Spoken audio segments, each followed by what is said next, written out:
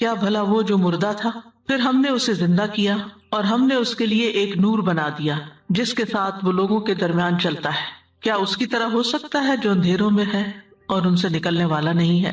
اس کے بعد اللہ سبحانہ وتعالیٰ نے کفار کے ایمان نہ لانے کی ایک وجہ بیان کی کہ وہ کہتے تھے کہ ہم اس وقت تک ایمان نہیں لائیں گے جب تک ہمیں بھی وہ نہ دیا جائے جو اللہ کے رسولوں کو دیا گیا ہے، تب ہم ایمان لائیں گے اگر ہمارے اوپر بھی براہ راست وحی آئے، کتاب آئے۔ تو اس کے رد میں اللہ سبحانہ وتعالیٰ نے فرمایا اللہ اعلم حیث یجعل رسالتہ، اللہ خوب جانتا ہے کہ وہ اپنی رسالت کہاں رکھے، یعنی یہ اللہ کا فیصلہ ہے کہ کس کو رسول بنائے اور کس کو نہ بنائے۔ اس کے بعد یہ مثال بیان کی گئی جس میں اللہ تعالیٰ فرماتے ہیں کہ اللہ جس کو چاہتا ہے ہدایت دینا اس کا سینہ کھول دیتا ہے، یعنی دوسرے لفظوں میں رسالت کی طرح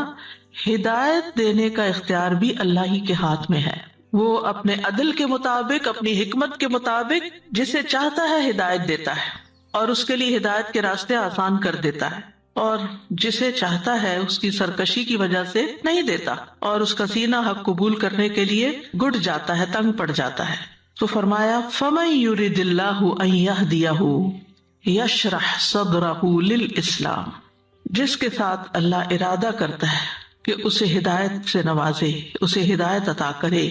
تو یہاں پر لفظ یرد اللہ استعمال ہوا ہے، یرد اراد یرید سے ارادہ کرنا۔ جیسا کہ ہم جانتے ہیں کہ اللہ تعالیٰ کے ارادے کی دو قسمیں ہیں، ارادہ کونیہ قدریہ اور ارادہ دینیہ شرعیہ۔ ارادہ کونیہ قدریہ مشیت کے معنوں میں بھی آتا ہے، یعنی جو اللہ چاہتا ہے وہ ہوتا ہے، جو اللہ نہیں چاہتا وہ نہیں ہوتا۔ اور ارادہ کونیہ میں ضروری نہیں کہ جس چیز کا اللہ تعالیٰ نے ارادہ کیا ہے اللہ تعالیٰ کو وہ پسند بھی ہو، جیسا کہ کفر ہے، شرک ہے، وغیرہ وغیرہ، اللہ تعالیٰ پسند نہیں کرتا کہ وہ واقع ہو۔ پھر اسی طرح دوسرا ہے ارادہ دینیہ شرعیہ، یہ صرف اس چیز میں ہوتا ہے جسے اللہ تعالیٰ پسند کرتا ہے اور اس سے راضی ہوتا ہے، اور اس کا تعلق ہر اس چیز کے ساتھ ہے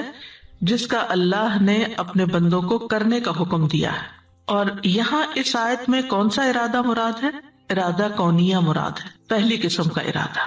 یعنی جس کو اللہ ہدایت دینا چاہتا ہے، ہدایت دینے کا ارادہ کرتا ہے۔ اور جیسا کہ ہم جانتے ہیں کہ ہدایت کا معنی لطف و کرم کے ساتھ کسی کی رہنمائی کرنا،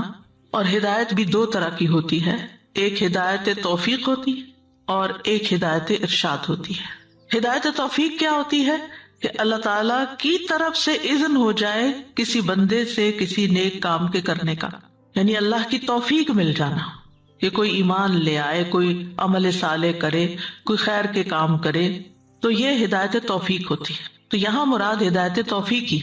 کیونکہ ہدایت ارشاد جو ہوتی ہے وہ اللہ کی طرف سے بھی ہوتی ہے، جیسے وحی کے ذریعے جو احکامات ہمیں بھیجے، اور پھر علماء اور انبیاء اور یہ سب بھی آگے اس کی وضاحت کرتے ہیں، لوگوں کے سامنے بیان کرتے ہیں۔ یعنی جو تعلیم والی، ارشاد والی ہدایت ہے وہ تو سب کے لیے، اللہ نے قرآن سب کے لیے اتارا ہے، ہدی للناس، سارے انسانوں کے لیے۔ لیکن کیا سارے انسان اس سے ہدایت پاتے ہیں؟ نہیں، صرف وہی پاتے ہیں جن کو اللہ تعالیٰ توفیق دیتا ہے ہدایت پانے کی۔ تو فَمَن يُرِدِ اللَّهُ أَن يَهْدِيَهُ، جس کے ساتھ اللہ ارادہ کرتا ہے کہ اس کو ہدایت دے، یعنی سیدھے راستے پر چلنے کی توفیق عطا کر دے، تو اس کے لیے وہ کیا کرتا ہے، اس پر کیا فضل فرماتا ہے، کیا انعام فرماتا ہے؟ یشرح صدرہ للاسلام، اس کا سینہ اسلام کے لیے کھول دیتا ہے، اس کا شرح صدر ہو جاتا ہے۔ شرح کا مطلب ہوتا ہے شرحت اللحم، گوشت کے ٹکڑے لمبے لمبے پتلے پتلے کاٹ کے اس کو پھیلا دینا، یعنی وہ ایک بوٹی کی شکل میں تھا، آپ نے اس کو سلائس کر کے کافی جگہ پر سپریڈ کر دیا، وہ جو اتنی سی جگہ لے رہا تھا اب وہ پھیل گیا۔ اسی طرح تشریح کا لفظ جو ہے تشریح الابدان، ڈائسیکشن کے لیے استعمال ہوتا ہے، کھولنے کے لیے۔ اور شرح صدر سے مراد مانوی طور پر اس کو کھولنا ہے، کھلا کرنا، وسیع کرنا، فزیکلی نہیں، یعنی یہاں کوئی ہارٹ سرجری مراد نہیں ہے، بلکہ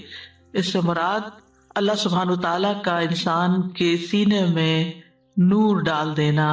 سکون اور اطمینان ڈال دینا، جس کی وجہ سے وہ بہت وسیع ہو جاتا ہے، کھلا ہو جاتا ہے، اس کے اندر ایکسیپٹنس بڑھ جاتی ہے۔ اسی کی دعا حضرت موسیٰ علیہ السلام نے کی تھی، قال رب اشرح لی صدری،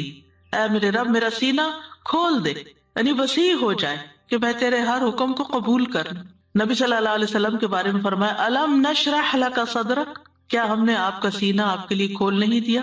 پھر اسی طرح سورۃ زمر میں آتا ہے افمن شرح اللہ صدرہ للاسلام، کیا بھلا وہ جس کا سینہ اللہ نے اسلام کے لیے کھول دیا، یعنی اس کے اندر ایکسیپٹنس کا لیول بڑھ گیا، اس کے لیے حق کو قبول کرنا بہت آسان ہو گیا، اس نے حق کو ویلکم کیا، کسی بھی چیز کو حق کی قبولیت کے راستے میں رکاوٹ نہیں بننے دیا، کوئی چیز آڑے نہیں آئی، جو حق آیا اندر آتا چلا گیا، اور اتنی جگہ تھی کہ اس نے اس کو قبول کر لیا اور مزید اس کے اندر وسعت پیدا ہو گئی۔ اور یہ اللہ تعالیٰ کا بہت بڑا انعام ہوتا ہے کسی کے لیے، ورنہ ہم دیکھتے ہیں کہ بہت سے لوگ ایسے تھے جو نبی صلی اللہ علیہ وسلم کی بات کو سن نہیں پاتے تھے، وہ کہتے تھے لا تسمعوا لهذا القرآن، وہ سننا بھی نہیں چاہتے تھے، والغوا فیہ، شور مچاؤ اس میں، کوئی سننے نہ پائے، کسی کے کان تک نہ پہنچے، یعنی اتنی ریزسٹنس تھی۔ لیکن جن لوگوں کے سینے کھل گئے، ان کو ہدایت مل گئی، ان کی اللہ کی کتاب سے وحی سے محبت بڑھ گئی۔ خود نبی صلی اللہ علیہ وسلم کیا چاہتے تھے کہ جبریل علیہ السلام جلد سے جلد آیا کریں، ان سے ملاقات زیادہ ہو، زیادہ سے زیادہ کچھ سیکھ سکیں۔ اور صدر سینے کے لیے استعمال ہوتا ہے جس میں دل ہوتا ہے، اس کی جمع صدور ہوتی ہے، وحصل ما فی الصدور۔ تو شرح صدر سے مراد پھر کیا ہوا؟ سینے کا وسیع ہو جانا، ہدایت کے لیے کھل جانا۔ اور للاسلام، اسلام کا مطلب ہوتا ہے اپنے آپ کو اللہ کے حکم کے تابع کر دینا، اپنے آپ کو اللہ کے سپرد کر دینا۔ اور یہاں اسلام سے مراد توحید اور ایمان ہے۔ ابن جریج کہتے ہیں کہ جب وہ یہ آیت پڑھتے تھے فَمَن يُرِدِ اللَّهُ أَن يَهْدِيَهُ يَشْرَحْ صَدْرَهُ لِلْإِسْلَامِ، تو کہتے کہ اس سے مراد ہے لا الہ الا اللہ، یعنی لا الہ الا اللہ کے کلمے کے لیے انسان کے سینے میں بہت وسعت پیدا ہو جاتی ہے، یعنی وہ لا الہ الا اللہ کو بہت خوشی کے ساتھ قبول کر لیتا ہے۔ انسان کے لیے اسلام کو قبول کرنا آسان ہو جاتا ہے، اور اسی طرح توحید کی بات اس کے دل کو خوش کر دیتی ہے۔ ابن عباس اس آیت کے بارے میں کہتے ہیں کہ اللہ اس کے دل کو توحید اور ایمان کے لیے کشادہ کر دیتا ہے، یعنی اٹ میک سینس ٹو ہم، اور وہ اس کی تلاش میں ہوتا ہے، اور جب وہ چیز مل جاتی ہے تو اس کو خوشی سے قبول کر لیتا ہے۔ اسلام پر عمل کرنا اس کے لیے آسان ہو جاتا ہے، اسلام کے ہر حکم کو دل کی خوشی کے ساتھ قبول کرتا ہے۔ وہ قرآن پڑھتا جاتا ہے اور اس کا دل کھلتا چلا جاتا ہے، اس کا اطمینان قلب بڑھتا چلا جاتا ہے، اس کے سینے میں وسعت پیدا ہوتی چلی جاتی ہے۔ یعنی ایسا انسان جو ہے، جتنے بھی اسلام کے شاعر ہیں یا احکامات ہیں، ان میں اس کو کوئی اعتراض نہیں ہوتا، ان کو سمجھنے میں اس کو کوئی مشکل نہیں ہوتی،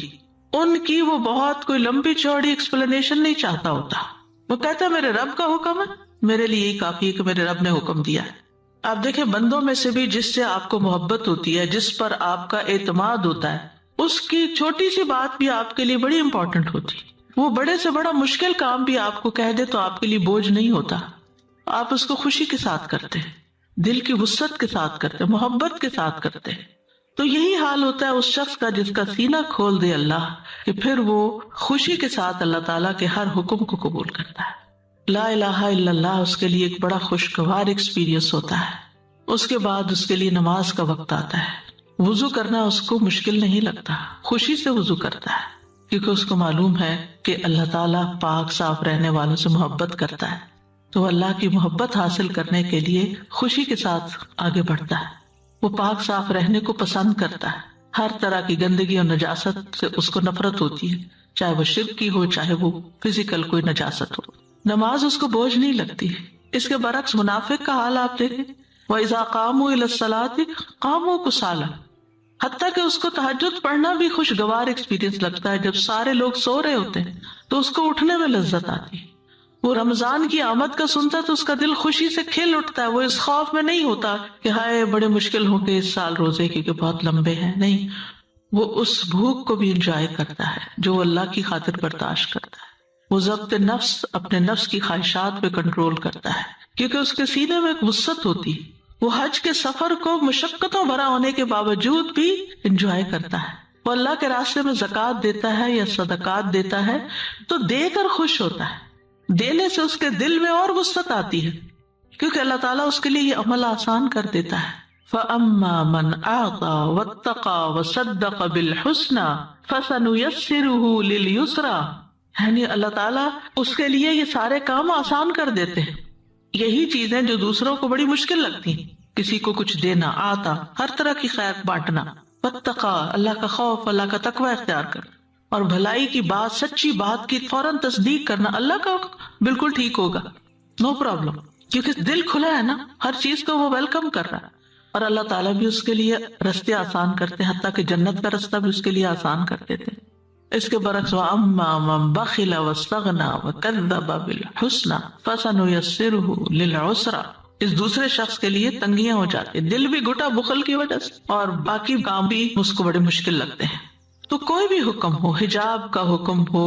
سود سے بچنے کا ہو، کچھ بھی، کوئی قضاء و قدر کا معاملہ ہو، اس کی زندگی میں کوئی مشکل وقت ہو، وہ اللہ کے ہر فیصلے پہ راضی ہوتا چلا جاتا ہے،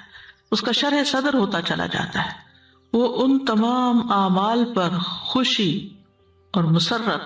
اور خندہ پیشانی سے عمل کرتا ہے جو اللہ اور اس کے رسول صلی اللہ علیہ وسلم کی طرف سے اس کو پہنچتے ہیں۔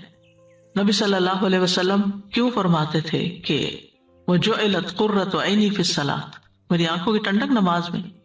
کیونکہ شرح صدر ہے کہ میرے رب کے ہر حکم، ہر فیصلے کے اندر خیر ہی خیر ہے، بھلائی بھلائی، اسی میں میرا فائدہ ہے، چاہے مجھے یہ کام مشکل لگتا ہے لیکن میرا فائدہ اس میں ہے۔ تو وہ شخص حق کا اعتراف کرتا ہے، نیکی کر کے خوش ہوتا ہے، وہ جنت کے حصول کے لیے اپنی انا قربان کر دیتا ہے، وہ ہر طرح کی مشکلوں کو پار کرتا چلا جاتا ہے، ہر طرح کے امتحان سے خوشی کے ساتھ گزرتا چلا جاتا ہے، وہ اللہ تعالیٰ کے احکامات کے آگے جھکتا چلا جاتا ہے، وہ یہ نہیں دیکھتا کہ میں کسی انسان کے آگے جھک رہا ہوں کہ فلاں حق بیان کرے گا تو قبول کروں گا اور فلاں کرے گا تو نہیں کروں گا، وہ دیکھتا ہے کہ میں حق بات کو قبول کر رہا ہوں، وہ جو کچھ کرتا ہے اللہ کے لیے کرتا ہے۔ اور اصل میں تو اللہ سبحانہ تعالیٰ نے ہر نفس کے اندر فجور اور تقویٰ تو رکھ ہی دیا ہے، اور جو اپنا تزکیہ کرتا رہتا ہے وہی فلاح پاتا ہے، اور جو اس کو آلودہ کر لیتا ہے وہ نامراد ہو جاتا ہے۔ تو ہر شخص کے سامنے دونوں راستے ہیں، وہ فجور کے راستے کی طرف جائے اور اس سے خوشی پائے، یا وہ تقویٰ کے راستے کی طرف جائے اور اس سے خوش ہو، اور اس کے اندر ایک اطمینان ہو، دنیا میں بھی، موت کے وقت بھی، یا ایتھا النفس المطمئنہ، اور پھر مرنے کے بعد قبر میں بھی، اور پھر قیامت کے دن بھی۔ اور یہ ایکسپیرینس انسان کو زندگی کے ہر مرحلے میں ہوتے ہیں کہ وہ کس کام سے خوش ہوتا ہے، کیا چیز اس کی خوشی میں اضافے کا باعث بنتی ہے، اور کس چیز سے وہ تنگ دل ہوتا ہے۔ ہم میں سے ہر ایک کے لیے ایک کرائٹیریا ہے یہ دیکھنے کے لیے کہ ہمارا سینہ حق کے لیے کھلا ہے یا ہمارا سینہ باطل کی طرف جاتا ہے، یعنی اس کا شرح صدر غلط کاموں سے ہوتا ہے اور برائی کی طرف لپکتا ہے۔ کیونکہ اس کے برعکس وَمَن يُرِدْ أَن يُضِلَّهُ يَجْعَلْ صَدْرَهُ ضَيِّقًا حَرَجًا، اور جس کو اللہ تعالیٰ گمراہ کر دیتا ہے،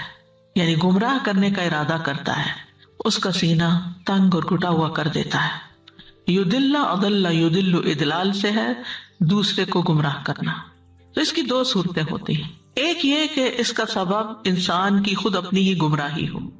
تو جو خود گمراہی والا رستہ اختیار کرتا ہے تو اللہ سبحانہ و تعالیٰ بھی اسی طرف اس کو چلا دیتے ہیں، اور نتیجتاً اس کو جنت کے رستے سے ہٹا کے جہنم کے رستے پہ لگا دیتے ہیں۔ اور حقیقت یہ ہے کہ انسان جب کسی رستے کو اختیار کر لیتا ہے تو اس سے مانوس بھی ہونے لگتا ہے اور اس کو اچھا سمجھنے لگتا ہے، حتیٰ کہ اس کے اوپر ایسا جم جاتا ہے کہ اسے ہٹانا ہی مشکل ہو جاتا ہے، اور وہ کام اس کی فطرت کا حصہ بن جاتے ہیں، تو اللہ تعالیٰ بھی اس کے لیے وہی رستہ پھر آسان کر دیتے ہیں، اور نیکی کے لیے اس کا سینہ تنگ ہو جاتا ہے۔ یجعل صدرہ ضیقا، ضیق اور ضیق کہتے ہیں تنگی کو، یہ وسعت کی اپوزٹ ہے، شرح کی اپوزٹ ہو گئی۔ اور حرجن، حرج یا حرج سے ہے، سمع یسمع کے وزن پہ آتا ہے۔ حرج کے معنی ہے کئی چیزوں کا جمع ہو جانا، اور جب بہت سی چیزیں اکٹھی ہو جاتی ہیں نا تو تنگی پیدا ہو جاتی ہے، بہت لوگ ایک کمرے میں اکٹھے ہو جائیں، بہت سی چیزیں آپ کی فریج میں اکٹھی ہو جائیں، یعنی کہیں پر بھی بہت ساری چیزوں کا اجتماع ہوتا ہے تو وہاں تنگی آ جاتی ہے، گھٹا ہوا ماحول ہو جاتا ہے۔ اور یہ بھی کہا جاتا ہے حرج درختوں کا وہ جھنڈ جس میں کوئی چیز داخل نہ ہو سکے، ایسا درخت جس کو ایسی جھاڑیوں نے گھیر رکھا ہو کہ اس کے اندر جانا مشکل، تنگی، راستہ ہی تنگ ہو۔ جوہری کہتے ہیں مکان حرج و مکان حرج، اس کا مطلب ہے کہ یہ جگہ درختوں کی کثرت کی وجہ سے اتنی تنگ ہے کہ چرنے چگنے والے جانور وہاں تک نہیں پہنچ سکتے، طبری کہتے ہیں حرج شدید تنگی کو کہتے ہیں، یہ وہ چیز ہوتی ہے جس کے شدید تنگ ہونے کی وجہ سے کوئی چیز اس کے اندر داخل ہو کے آر پار نہیں ہو سکتی، دوسری طرف نہیں جا سکتی۔ اور ایک قول یہ بھی ہے کہ حرج کا لفظ اس وقت بولا جاتا ہے جب کوئی انسان بے قرار ہو جائے، بے قراری کی حالت، اللہ اس کے سینے کو بے قرار کر دیتا ہے، تنگ ہو جاتا ہے، شکوک و شبہات دل میں پیدا ہو جاتے ہیں، اور اس انسان کو اطمینان قلب نصیب نہیں ہوتا، مطمئن نہیں ہوتا۔ قرآن مجید میں آتا ہے ثم لا یجدوا فی انفسہم حرجا مما قضیت ویسلموا تسلیما، پھر اپنے دلوں میں وہ اس سے کوئی تنگی محسوس نہ کریں، یعنی جو بھی اللہ کا حکم آئے۔ سورۃ الحج میں آتا ہے وما جعل علیکم فی الدین من حرج، اور تم پر دین کی کسی بات میں تنگی نہیں اس نے ڈالی۔ اب ضیقاً بھی تنگ ہے اور حرجن بھی تنگ ہے، تو یہ دو کیوں لائے گئے ہیں؟ تاکہ معنی میں تاکید پیدا ہو جائے، کیونکہ حرج کے لفظ میں سخت تنگی کا معنی پایا جاتا ہے، وہ صرف ضیق میں نہیں پایا جاتا، یعنی ضیق بھی تنگ ہے لیکن حرج اور گھٹا ہوا، بھچا ہوا۔ تو مطلب یہ ہے کہ کفر کی وجہ سے، حق کے انکار کی وجہ سے اس کا سینہ گھٹا رہتا ہے، اور یہ ہوتا ہے جب انسان کسی کی صحیح بات کو، نصیحت کو، حق بات کو جھٹلا دیتا تو اس کے بعد چین میں نہیں رہتا، وہ چاہے ضد میں آ کے انا کا شکار ہو کے کہہ دے میں نہیں مانتا تمہاری بات۔ عموماً یہ ہوتا ہے نا کہ جب کوئی کسی کو نصیحت کرتا ہے تو کوئی آسان نہیں ہوتا اس کی نصیحت قبول کرنا، فوری ریاکشن انسان کا کیا ہوتا ہے، ڈیفینسو موڈ میں آ جاتا ہے۔ اور پھر اس کے بعد یہ ہے کہ آہستہ آہستہ جب تنہائی میں ہوتا ہے، اکیلے میں ہوتا ہے، تو اس کے دل کے اندر وہ چیز ابھر کے آتی ہے کہ تم نے یہ تو انکار کر دیا، لوگوں کو تو تم نے خوش کر دیا، لیکن تم اللہ کو کیا جواب دو گے؟ تو بہرحال ایسا انسان جو حق کو جھٹلا دیتا ہے، سچی بات کو جھٹلا دیتا ہے، حقیقت کو مانتا نہیں ہے، وہ کبھی خوش نہیں رہ سکتا، اس کے اندر بے چینی رہتی ہے، چاہے وہ اللہ کا حق مار رہا ہو یا بندے کا حق مار رہا ہو۔ ایسے شخص کو کبھی سکون نفس حاصل نہیں ہوتا، سینے کو تنگ کر دیتا ہے، مطلب یہ ہے کہ اس پہ ایسا زنگ لگا ہوتا ہے کہ ایمان کا نور اندر داخل ہی نہیں ہوتا، ایسا تنگ سینہ ہے کہ خیر کی بات جانے کے لیے اندر کوئی سراغ ہی نہیں ہوتا۔ عمر بن خطاب نے مدلج خاندان کی ایک بادیہ نشین عرابی سے ہرجہ کا مطلب پوچھا تو اس نے کہا درختوں کے درمیان ایک ایسا درخت جس تک پالتو یا جنگلی جانور یا کوئی اور چیز نہیں پہنچ سکتی۔ یہ سن کے حضرت عمر رضی اللہ عنہ نے فرمایا اسی طرح منافق کے دل تک بھی خیر و بھلائی کی کوئی بات نہیں پہنچ سکتی، سنی انسنی کر دیتا ہے، شر غالب آ جاتا ہے، اسی میں مشغول ہوتا ہے۔ اللہ تعالیٰ پھر ایسے بندے کو اپنے راستے سے روک دیتا ہے، اس کو بے یار و مددگار چھوڑ دیتا ہے، اس سے خیر دور ہو جاتی، کیونکہ حدیث میں آتا ہے من یرد اللہ بہ خیرا یفقہہ فی الدین، جس سے اللہ بھلائی کا ارادہ کرتا ہے اس کو دین کی سمجھ عطا کر دے، یعنی دین سیکھنے کے لیے، دین کو جاننے کے لیے اس کے اندر ایک شوق پیدا ہو جاتا ہے۔ لیکن ادروائز اس کا سینہ تنگ ہو جاتا ہے۔ کتنا تنگ؟ اب مثال سے سمجھایا، یہاں ہے وہ مثال، کأنما یصعد فی السماء، گویا کہ وہ آسمان کی طرف چڑھ رہا ہو۔ آسمان کا کیا مطلب ہے؟ جو بھی بلند جگہ ہے نا وہ سب آسمان میں آ جاتا ہے، چاہے وہ بادل ہے اور ہوائیں ہیں یا گیلیکسیز ہیں، سٹارز ہیں، اور اوپر جو آسمان ہے سبا سماوا، یہ سب سمو سے، سمو بلندی کو کہتے ہیں۔ تو صاعدہ کا مطلب ہوتا ہے اونچی جگہ پہ چڑھنا، اور صعود اترنے کے الٹ ہوتا ہے، اور یہ دشوار گزار گھاٹی یا مشکل سے سر ہونے والی گھاٹی۔ اور جب کوئی کام مشکل ہو جاتا ہے تو کہا جاتا ہے عربی میں تصعدنی الامر، یہ معاملہ مجھ پہ بڑا مشکل ہو گیا ہے۔ اسی طرح سانس میں تنگی، اس کے لیے بھی استعمال ہوتا ہے۔ اسی طرح جب لمبی سانس کھینچی جاتی ہے تو اس کے لیے سعدا صاد کے ساتھ لفظ استعمال ہوتا ہے۔ جس کو تکلیف کے ساتھ سانس آ رہی ہے اس کے لیے بھی یہ لفظ استعمال ہوتا ہے، مشقت کے لیے بھی آتا ہے۔ تو صعود ہوتا ہے اونچی جگہ پہ چلے جانا۔ اب کأنما یصعد فی السماء، کسی بھی اونچی جگہ پہ چڑھنا، چاہے پہاڑی پہ چڑھنا ہو، چاہے سیڑھی چڑھنا ہو، چاہے کسی اور طریقے سے اوپر جانا ہو، فضا کے اندر اوپر اوپر اوپر، تو آکسیجن کی کمی ہو جاتی ہے اور انسان کا سانس تنگ ہونے لگتا ہے، سینہ گھٹنے لگتا ہے، سانس لینے میں دقت پیش آتی ہے۔ اور سینے کی تنگی میں مبالغے کے لیے یہ مثال بیان کی گئی ہے، یعنی اس طرح کہ اس شخص کو ایسے آدمی کے ساتھ تشبیہ دی گئی ہے جو ایسا کام کرنے کی کوشش کرتا ہے جس پر اس کو قدرت حاصل نہیں ہوتی، جیسا کہ آسمان کی طرف چڑھنا ایسی چیز ہے جو طاقت کے دائرے سے خارج ہے، لہذا ایسے شخص کے لیے کوئی نیکی کا کام کرنا بڑا مشکل ہوتا ہے. یعنی جس طرح آسمان کی طرف چڑھنا ایک مشکل کام ہے، اسی طرح اسلام قبول کرنا، اسلام کے احکامات پر عمل کرنا اس کو بڑا ہی مشکل لگتا ہے. وہ اپنے اندر اس کی استطاعت نہیں پاتا. یعنی ایسے شخص کا حق کو قبول کرنا اتنا ہی مشکل ہے جتنا کسی کا آسمان کی طرف چڑھنا مشکل ہے، اوپر جانا مشکل کام. یعنی یہ کسی شخص کی بہت شدید اور بھاری نفرت اور دین سے دوری کی علامت ہے. خیر کی مجلس میں جانا اس کے نفس پہ انتہائی گراں ہے. کسی کے نصیحت سننا، قرآن کا پڑھنا، قرآن کا سیکھنا یا سکھانا تو بنیادی طور پر اسلام سے دوری کی طرف اشارہ ہے. یعنی جب انسان ایمان قبول نہیں کرتا تو پھر اس کے لیے اگلے راستے اور مشکل ہو جاتے ہیں. انسان کی نفسیاتی حالت کی طرف یہاں بنیادی طور پر اشارہ ہے. یعنی ویسے اس کا سانس ٹھیک آتا ہے، فزیکلی وہ بڑا فٹ انسان ہے، اس کو کوئی پرابلم نہیں ہے سانس کی، لیکن خیر کی بات کے لیے اسے بڑی مشکل ہے. قرطبی کہتے ہیں اللہ نے کافر کے ایمان سے نفرت کرنے اور ایمان کے اس پر بھاری ہونے کو تشبیہ دی ہے کہ جس پر کوئی ذمہ داری ڈال دی جاتی ہے تو اس کو کرنے کی طاقت نہیں رکھتا، جیسے کہ آسمان پر چڑھنا انسان کے بس میں نہیں. اور عمومی طور پر خیر کی بات سننا یا خیر کے کام کرنا جس شخص کے لیے مشکل ہو، اس کا دل نہ چاہتا، اس کا دل نہ لگتا، اس کا دل خوش نہ ہوتا، اس کے لیے اس کا دل راضی نہ ہوتا. جیسے کچھ لوگ نماز نہیں پڑھتے، جب انہیں نماز کی طرف بلایا جاتا ہے تو گویا ان کے اوپر پہاڑ گر پڑا، حالانکہ گھنٹہ گھنٹہ جم میں ایکسرسائز کریں، نماز میں تو کوئی جسمانی مشقت بھی نہیں. پھر فرمائے کذالک، اسی طرح یجعل اللہ الرجس علی الذین لا یؤمنون، اللہ ان لوگوں پر جو ایمان نہیں لاتے گندگی انڈیل دیتا ہے. رجس کا لفظی معنی ہوتا ہے گندگی کا.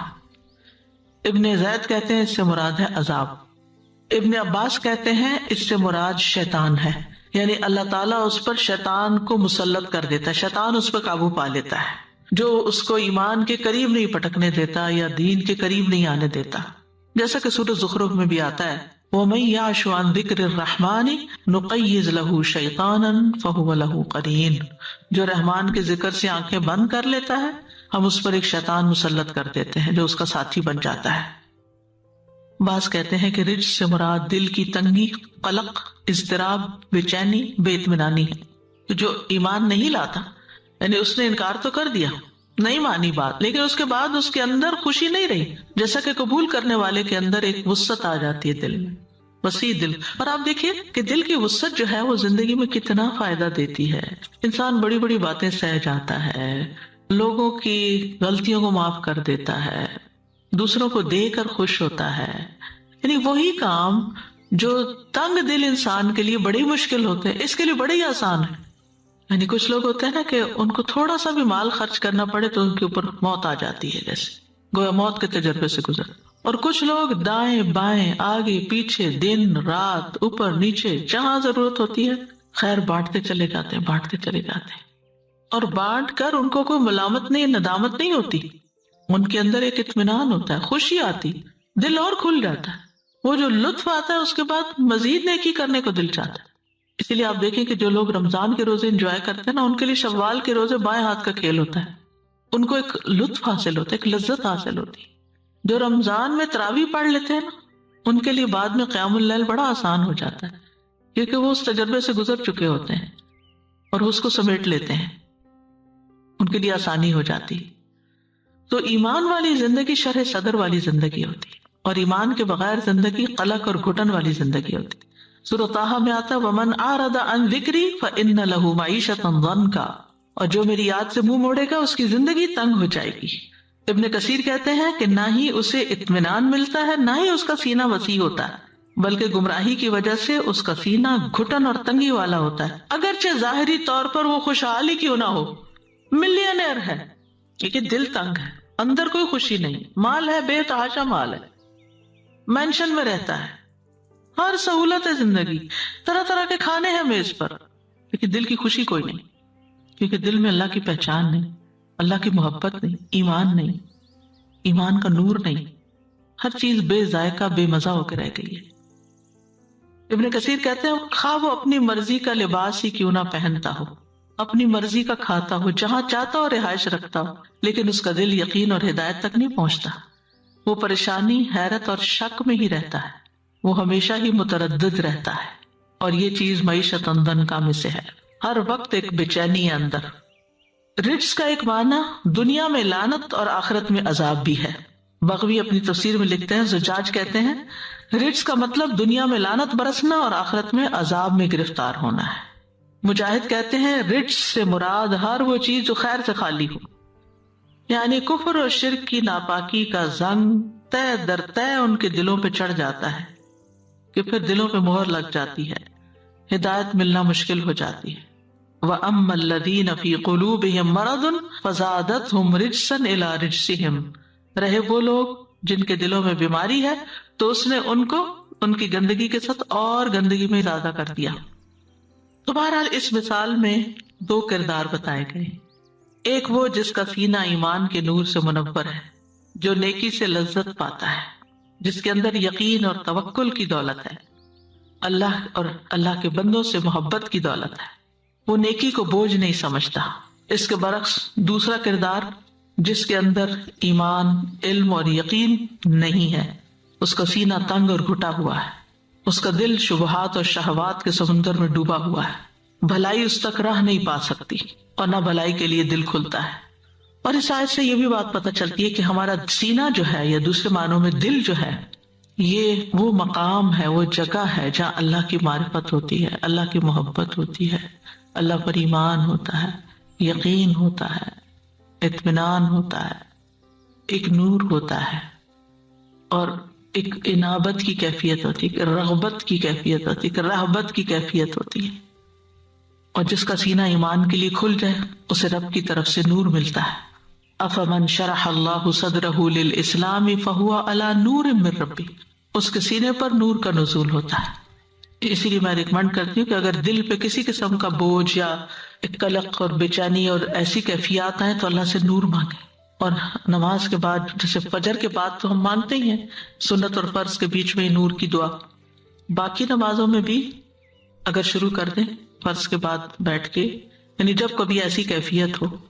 تو آپ دیکھیں گے کہ ایک نہ صرف اطمینان قلب بڑھے گا بلکہ زندگی میں فیصلے بڑے آسان ہو جائیں گے، کیونکہ کلیئرٹی آف تھاٹ آ جاتی کہ کیا کرنا اور کیا نہیں کرنا۔ تو جو ایمان والا ہوتا ہے اس کا قلب مطمئن بالایمان ہوتا ہے، اور جس کا سینہ کفر کے لیے کھل جاتا ہے اس پر اللہ کا غضب ہوتا ہے۔ جس کا سینہ ایمان کے لیے کھل جاتا ہے اس کے لیے دنیا میں بھی خوشخبریاں ہیں۔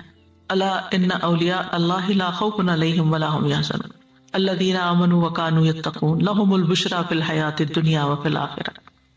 دنیا اور آخرت میں امن ہوتا ہے، اس کی قبر بھی کشادہ ہوتی ہے۔ رسول اللہ صلی اللہ علیہ وسلم نے فرمایا مومن شخص اپنی قبر میں سبز باغیچے میں ہوتا ہے، جیسے آپ کسی پارک میں بیٹھے ہوئے، آج کل کتنے لش گرین پارکس ہو رہے ہیں، ایسے ہی مرنے کے بعد ہوتا وہ اندھیرے میں قبر میں، لیکن اس کو کیا فیلنگ ہوتی ہے، جیسے وہ کسی پارک میں بیٹھا ہوا سبز باغیچہ۔ اس کے لیے اس کی قبر کو 70 ہاتھ کشادہ کر دیا جاتا ہے، اور اس کے لیے 14ویں کے چاند کی طرح روشنی کر دی جاتی ہے، سکون ہی سکون، کیونکہ جو دھوپ ہوتی ہے اس میں تو ایک بے چینی بھی ہوتی ہے نا، اس لیے سورج کی بات نہیں کی گئی، 14ویں کے چاند کی روشنی کی بات کی گئی، یعنی اتنا سکون اس کو مرنے کے بعد بھی نصیب ہوتا ہے، کیسی خوشی نصیب ہوتی ہے اس کو۔ اور جو سینے کی تنگی والے ہیں دنیا میں، معیشت ضنکا ونحشرہ یوم القیامت اعمی، ان کے بارے میں ابو داؤد کی روایت میں آتا ہے پھر جہنم کا ایک دروازہ قبر میں کھول دیا جاتا ہے، جہنم کی گرمی اور گرم ہوا اس کے پاس آتی، اس کی قبر اتنی تنگ کر دی جاتی ہے کہ اس کی پسلیاں ایک دوسرے میں پیوست ہو جاتی۔ اللہ تعالیٰ محفوظ رکھے ہم سب کو۔ اس مثال سے بعض لوگوں نے قرآن کو ایک میریکل ہونا بھی ثابت کیا ہے کہ جدید تحقیقات کی روشنی میں جب خلا باز اوپر کو جاتے ہیں تو اپنے ساتھ آکسیجن لے کر جاتے ہیں، نیچرلی سانس نہیں لے سکتے، تو قرآن نے 1400 سال پہلے ہی بتا دیا کأنما یصعد فی السماء، گویا کہ وہ آسمان کی طرف جا رہا ہے، اوپر جا رہا ہے، اور اس کا سینہ گھٹ رہا ہے آکسیجن کی کمی کی وجہ سے۔ تو واضح طور پر قرآن نے کھلے الفاظ میں بتا دیا کہ اونچائی پر انسان کو سانس لینے میں مشکل پیش آتی ہے، چاہے ہل ٹاپ ہی کیوں نہ ہو، نیچے کی نسبت وہاں مشکل ہوتی ہے۔ کیونکہ انسان کو سانس لینے کے لیے آکسیجن اور ایئر پریشر کی ضرورت ہوتی ہے. تو جو انسان اوپر جاتا ہے تو دباؤ کم ہوتا چلا جاتا ہے اور پھر فضا میں آکسیجن کی مقدار بھی کم ہو جاتی ہے. اس کی وجہ سے خون میں آکسیجن کی مقدار کم ہو جاتی ہے اور نتیجتاً سانس لینا مشکل ہو جاتا ہے. تو دین کا انکار کر دینا، دین پہ نہ چلنا، بظاہر دیکھنے میں یوں لگتا ہے کہ جیسے انسان بہت سی پابندیوں سے آزاد ہو گیا ہے، لیکن ایسے انسان کا دل اندر سے جکڑا ہوا ہوتا ہے. ایک سائیکارٹسٹ ہیں پیٹرک گلن، وہ کہتے ہیں کہ پچھلے 25 سالوں میں نفسیات میں کی گئی تحقیقات سے ثابت ہوتا ہے کہ مذہبی عقیدہ مجموعی طور پر انسان کی ذہنی صحت اور خوشی کو برقرار رکھنے میں مدد دیتا ہے. یعنی جس کا کوئی بلیف ہوتا ہے اس کی زندگی نسبتاً زیادہ آسان ہوتی ہے بنسبت اس کے کہ جس کا بلیف نہیں ہوتا. تو اس مثال سے کچھ باتیں ہمیں سیکھنے کو ملی کہ انسان اگر ہدایت چاہتا ہے تو پھر ہدایت کی طلب رکھے، ایمان کی دعوت کو قبول کرے، کیونکہ وَإِنَّ اللَّهَ لَهَادِ الَّذِينَ آمَنُوا إِلَىٰ صِرَاطٍ مُسْتَقِيمٍ، بے شک اللہ ان لوگوں کو جو ایمان لائے یقیناً سیدھے رستے کی طرف ہدایت دینے والا ہے. تو ایمان لاتے ہی انسان کے لیے سیدھا رستہ کھل جاتا ہے، وحی کی پیروی کرے. فَأَمَّا الَّذِينَ آمَنُوا بِاللَّهِ وَاعْتَصَمُوا بِهِ فَسَيُدْخِلُهُمْ فِي رَحْمَةٍ مِّنْهُ وَفَضْلٍ وَيَهْدِيهِمْ إِلَيْهِ صِرَاطًا مُّسْتَقِيمًا. یہ سورۃ نساء میں آتا ہے. تو جو لوگ ایمان لائے اور اسے مضبوطی سے تھام لیا تو عنقریب اللہ انہیں اپنی خاص رحمت اور فضل میں داخل کرے گا اور انہیں اپنی طرف سیدھے رستے کی ہدایت دے گا. پھر اسی طرح جو قرآن کی پیروی کرتا ہے، قد جاءکم من اللہ نور وکتاب مبین یہدی بہ اللہ من اتبع رضوانہ سبل السلام ویخرجہم من الظلمات الی النور بإذنہ ویہدیہم الی صراط مستقیم. تو قرآن کو تھامنا، اس نور اور روشنی اور اس واضح کتاب کو پکڑ کے رکھنا انسان کے لیے سلامتی کے رستے کھول دیتا ہے. انسان کو اللہ تعالیٰ اندھیروں سے نکال کے روشنی کی طرف لے جاتا ہے، سیدھے رستے کی طرف انسان کی رہنمائی کرتا ہے. پھر اللہ سبحانہ وتعالیٰ کے ساتھ مضبوط تعلق یہ ہدایت کا ذریعہ بنتا ہے. وَمَن يَعْتَصِم بِاللَّهِ فَقَدْ هُدِيَ إِلَىٰ صِرَاطٍ مُّسْتَقِيمٍ. سورۃ آل عمران میں آتا ہے جو شخص اللہ کو مضبوطی سے پکڑ لے گا، یعنی اللہ پہ بھروسہ کرے گا، اللہ سے تعلق رکھے گا، تو یقیناً اسے سیدھے راستے کی طرف ہدایت دی گئی. پھر نبی صلی اللہ علیہ وسلم پر ایمان اور آپ کی پیروی، کیونکہ وَإِنَّكَ لَتَهْدِي إِلَىٰ صِرَاطٍ مُّسْتَقِيمٍ وَإِنَّكَ لَتَدْعُوهُمْ إِلَىٰ صِرَاطٍ مُّسْتَقِيمٍ يَاسِين وَالْقُرْآنِ الْحَكِيمِ إِنَّكَ لَمِنَ الْمُرْسَلِينَ عَلَىٰ صِرَاطٍ مُّسْتَقِيمٍ. تو نبی صلی اللہ علیہ وسلم کی پیروی کرنا، ان کے پیچھے چلنا صراط مستقیم کے راستے کھول دیتا ہے، اس کی ہدایت مل جاتی ہے انسان کو. پھر قرآن و سنت میں جو نصیحتیں ہیں، ہمیں احکام دیے گئے ہیں، ان پہ عمل کرنا. وَلَوْ أَنَّهُمْ فَعَلُوا مَا يُوعَظُونَ بِهِ لَكَانَ خَيْرًا لَهُمْ وَأَشَدَّ تَثْبِيتًا وَإِذًا لَّآتَيْنَاهُمْ مِن لَّدُنَّا أَجْرًا عَظِيمًا وَلَهَدَيْنَاهُمْ صِرَاطًا مُّسْتَقِيمًا. اگر واقعی وہ اس پہ عمل کرتے جو انہیں نصیحت کی جاتی ہے تو یہ ان کے لیے بہتر اور زیادہ ثابت قدم رکھنے والا ہوتا، اور اس وقت ہم یقیناً انہیں اپنے پاس سے بہت بڑا اجر دیتے اور یقیناً ہم انہیں سیدھے راستے پر چلاتے. اسی طرح زید بن ارقم کی روایت میں آتا ہے کہ نبی صلی اللہ علیہ وسلم نے فرمایا، اللہ عز و جل کی کتاب ہی اللہ کی رسی ہے، جو اس کی پیروی کرے گا وہ ہدایت پہ رہے گا، جو چھوڑ دے گا گمراہی پر رہے گا. پھر اللہ کی طرف بڑھنا، اللہ سے ہدایت مانگنا، ہدایت کا شوق رکھنا. تو اللہ تعالیٰ ہدایت میں والذین اہتدوا زادہم ہدی انہم فتیۃ آمنوا بربہم وزدناہم ہدی. اللہ تعالیٰ فرماتے ہیں، حدیث قدسی ہے، اے ابن آدم تو میری طرف کھڑا ہو، میں تیری طرف چل کے آؤں گا، تو میری طرف چل کے آ، میں تیری طرف دوڑ کے آؤں گا. تو ایسا نہیں کہ اللہ تعالیٰ ظلم کے ساتھ کسی کو ہدایت نہیں دیتا، لیکن انیشیٹو بندے کی طرف سے ہونا چاہیے اور پھر رجوع کرے اللہ کی طرف. وَيَهْدِي إِلَيْهِ مَنْ أَنَابَ. کسی بھی معاملے میں جہاں پر بھی انسان سمجھے کہ میں پتہ نہیں ٹھیک کر رہا ہوں یا غلط کر رہا ہوں، تو اللہ تعالیٰ کی طرف رجوع کرے اور اللہ سے ہدایت مانگے. اور پھر شرح صدر کی کچھ علامات ہوتی ہیں کہ شرح صدر ہے یا نہیں. اس میں سب سے بڑی بات یہ ہے کہ انسان دین اسلام پر خوشی سے راضی ہوتا ہے، وہ شرماتا نہیں کہ میں مسلمان ہوں، اس پر عمل کرنے سے گھبراتا نہیں. اللہ کا حکم سن کے بندہ خوش ہو جاتا ہے، اللہ کے احکامات کو خوشی سے قبول کرتا ہے، اللہ کی نازل کردہ شریعت پہ راضی ہو جاتا ہے، عبادات پہ دل لگتا ہے. عبداللہ بن محمد کہتے ہیں، میں اور میرے والد انصاریوں میں ہمارے سسرالیوں کے ہاں کسی کی عادت کے لیے گئے تو نماز کا وقت ہو گیا، تو اس نے بیمار نے اپنے گھر والوں میں سے کسی کو کہا، لڑکی میرے لیے وضو کا پانی لاؤ کہ شاید میں نماز پڑھ لوں تو راحت پاؤں. ہم کہتے بیمار ہو تم آرام کرو، نماز کیا پڑھنی. کہتے ہیں ہم نے ان کا یہ جملہ پسند نہ کیا تو انہوں نے کہا میں نے رسول اللہ صلی اللہ علیہ وسلم کو سنا، آپ فرماتے تھے اے بلال اٹھو، ہمیں نماز کے ساتھ راحت پہنچاؤ۔ تو شرح صدر کی علامت یہ ہوتی ہے کہ نیکی اور اطاعت کے کاموں میں سکون ملتا ہے، راحت نصیب ہوتی ہے، انسان خوشی سے اللہ کے حکم پر، رسول صلی اللہ علیہ وسلم کے حکم پر سمعنا و اطعنا کہتا ہے۔ عبداللہ بن مسعود کہتے ہیں ہم رسول اللہ صلی اللہ علیہ وسلم کے ساتھ ہوتے تھے تو آپ کو کسی بھی معاملے میں صرف ایک بار کہنے کی ضرورت پیش آتی تھی، ہم فوراً اس کو کر لیتے تھے۔ ہمارا حال کیا ہے، پہلے ہم پوچھیں گے حدیث صحیح ہے، پھر کہتے حدیث ہی تو ہے، کون سی قرآن کی آیت ہے۔ شرح صدر کی ایک علامت یہ بھی ہوتی ہے کہ انسان اپنا آپ اللہ کے سپرد کر دیتا ہے، اسلمت لرب العالمین، اللہ کی رضا کے کاموں میں لگا رہتا ہے۔